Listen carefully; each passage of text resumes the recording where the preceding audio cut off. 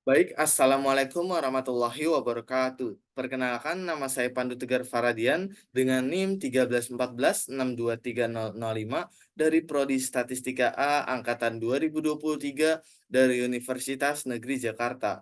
Nah, jadi di sini saya mendapatkan suatu proyek dari mata kuliah Kalkulus Integral dengan dosen pengampu Ibu Dr. Ani Sofia MPD. Nah, untuk proyeknya yaitu menjelaskan suatu pengaplikasian dari materi kalkulus integral. Nah, di sini saya mengambil aplikasi integral lipat 2 dengan bentuk luas permukaan tabung. Oke, mungkin kita langsung aja nih ke next slide-nya. Nah, untuk next slide-nya di sini ada soal pengaplikasiannya, yaitu gambar 8 menunjukkan gedung teknik di Southern Illinois University, Edwardsville. Tangga spiral yang terlihat di tengah foto berbentuk silinder melingkar dengan diameter 36 kaki. Atapnya miring dengan sudut 45 derajat. Berapakah luas permukaan atapnya? Nah, untuk sumber soalnya ini saya ngambil dari buku kalkulus edisi ke-9, ciptaan Farber, Purcell, dan Rigdon. Oke, mungkin lanjut. Nah, sebelum masuk ke pembahasan soalnya nih, di sini saya ingin menjelaskan dulu terkait integral lipat 2, luas permukaan dan juga dalam koordinat polar gitu. Nah, pertama integral lipat 2 dalam koordinat polar. Nah, biasanya itu kan awalnya itu dia dalam koordinat kartesius ya. Namun, permasalahan akan muncul nih jika daerah D tidak dapat dinyatakan dalam daerah yang memenuhi kriteria X sederhana ataupun Y yang sederhana. Atau bisa tetapi dalam perhitungan mengalami kendala dalam integral tak tentunya. Misalnya, D berbentuk lingkaran dengan jari-jari 2. Batas integralnya itu cukup rumit, yaitu minus 2 kurang dari sama dengan X kurang dari sama dengan 2. Nah, untuk Y-nya, minus akar 4 min X kuadrat kurang dari sama dengan Y kurang dari sama dengan akar 4 min X kuadrat. Nah, untuk perhitungan integral kan jadi kayak begini nih. Jadi double integral dengan batas D, fx y dA, ya integral pertama untuk dx yaitu minus 2 sampai 2, terus integral kedua untuk dy dari minus akar 4 min X kuadrat sampai 4 min akar 4 min X kuadrat, fx y dy dx. Nah, ini kan sangat rumit gitu karena ada akar-akarnya.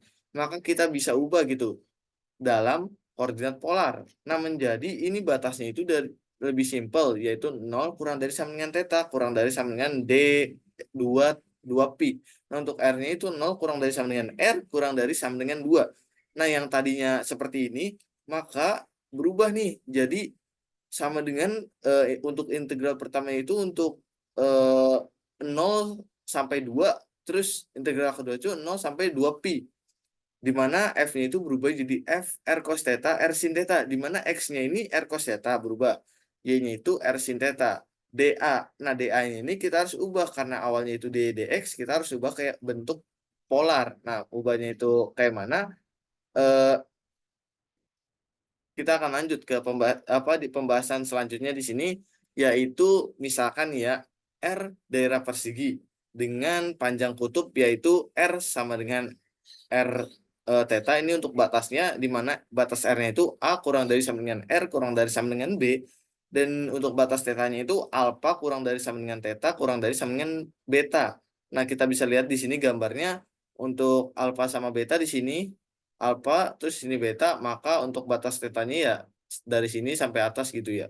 Jadi alfa sama beta. Nah, untuk R-nya itu dari A sini sampai B sini. Jadi batasnya itu dari A sampai B untuk R-nya. Nah, jika F-nya itu kontinu pada daerah R, maka bisa dilihat seperti ini gitu. Double integral dengan batas R fx y dA, untuk integral pertama itu alfa sampai beta, untuk integral kedua itu A sampai B. Dengan F-nya itu F R cos theta R sin theta, ini X ini Y R sin theta-nya. Nah, untuk dA-nya diubah menjadi R dr d theta. Nah, kenapa diubah menjadi R dr d theta? Nah, jadi dalam untuk menentukan R dari theta itu ada yang namanya determinan Jacobian. Nah, determinan Jacobian itu apa? Misalkan kita tadi kan punya X sama dengan R cos theta, terus Y-nya sama dengan R sin theta, dan kita punya F itu fxy. Maka kita turunkan gitu secara parsial. Untuk dx diturunkan terhadap dr, terus dx diturunkan terhadap d theta, terus dy diturunkan terhadap dr, dy diturunkan terhadap d theta. Nah, untuk dx diturunkan terhadap dr, Maka kan di sini cos-nya ini konstanta gitu kan ya. Maka R-nya kita turunkan nih menjadi 1, maka sisanya tinggal cos theta. Nah, untuk dx diturunkan terhadap d theta, maka R ini konstan, R-nya tetap. Nah, cos itu turunannya itu min sin, maka hasilnya min R sin theta. Nah, untuk dy diturunkan terhadap R, eh, sinnya konstan, R-nya diturunkan 1, maka sisa sin theta. Nah, terus d theta, maka ininya itu R cos theta gitu. Sin diturunkan jadi cos theta. Nah, di belakangnya dr d theta. Nah, untuk determinannya seperti diagonal dikurang diagonal yang lawan arah, maka cos dikali cos di sini R cos theta R cos kuadrat theta minus minus R sin kuadrat theta dr d theta. Nah, R kita keluarkan lalu tinggal R cos theta kuadrat ditambah sin kuadrat theta dr d theta. Maka cos kuadrat theta ditambah sin kuadrat theta itu kan kalau di trigonometri sama dengan 1. Maka sisanya R dr d theta. Maka kita dapatlah bahwa dA itu R dr d theta. Oke, mungkin lanjut nih. Di sini kita ke pembahasan luas permukaannya karena tadi udah koordinat polarnya.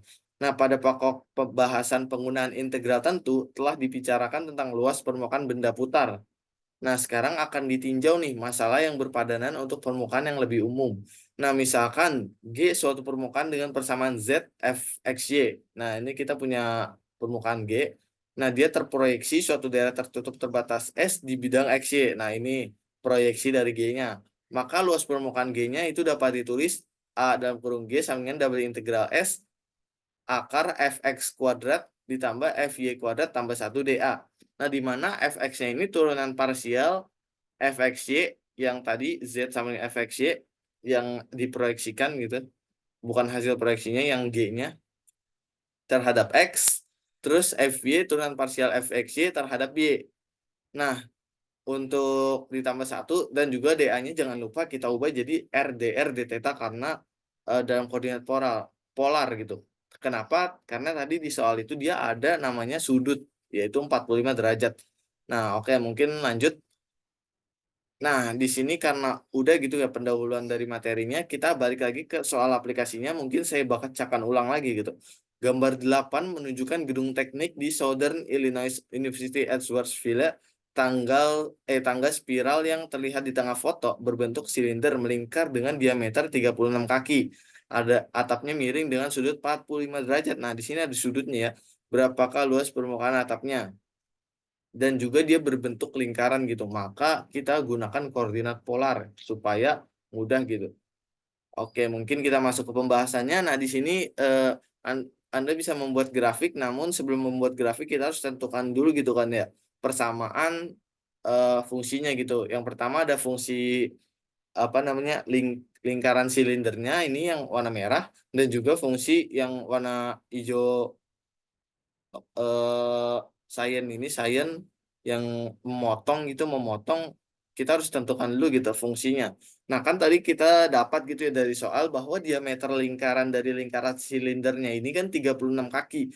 Maka bisa kita bilang bahwa jari-jari dari lingkaran silindernya itu 36 dibagi 2 yaitu 18.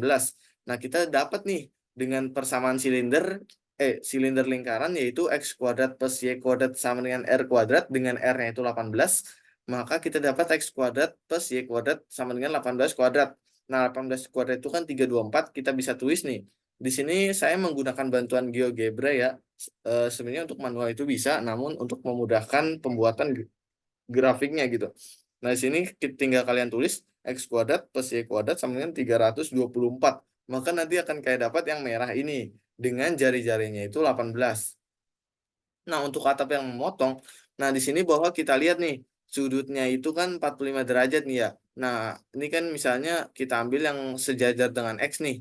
Sejajar dengan X dengan diameter 36, terus jari-jari 18. Nah, karena dia 45 derajat, maka dengan menggunakan persamaan tan gitu kan ya, tan desa gitu, tan depan depan samping. Nah, itu kan tan 45 derajat itu 1, maka depannya itu sama dengan sampingnya. Jadi jika jari-jarinya 18, maka tinggi ke sini itu 18, tinggi ke tengahnya. maka tinggi ke sononya itu 36 gitu. Diameternya 36, tinggi ke atasnya 36, maka setengahnya itu 18 juga.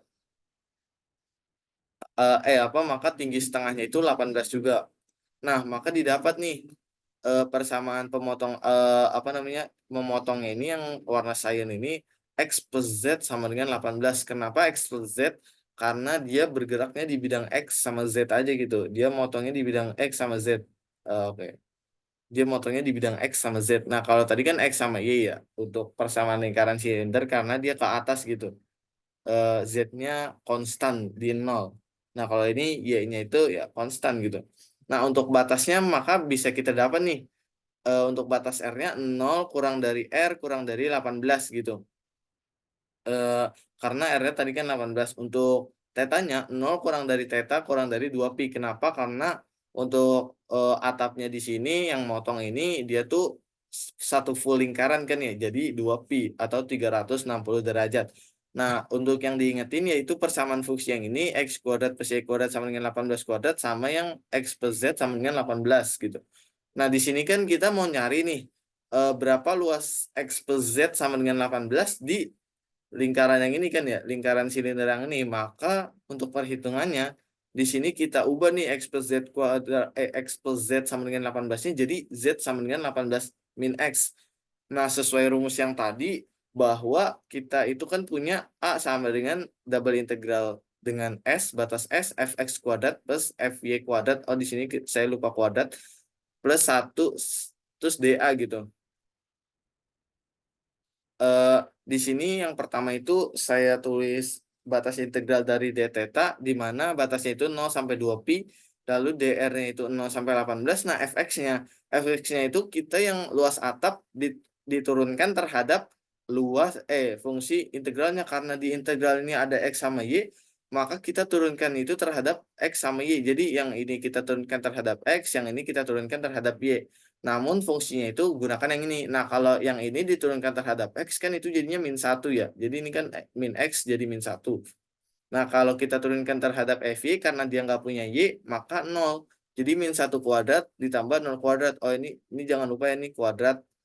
Terus ditambah 1 R dr d theta. Di sini R tetap ada R-nya gitu. Sesuai yang tadi determinan Jacobian.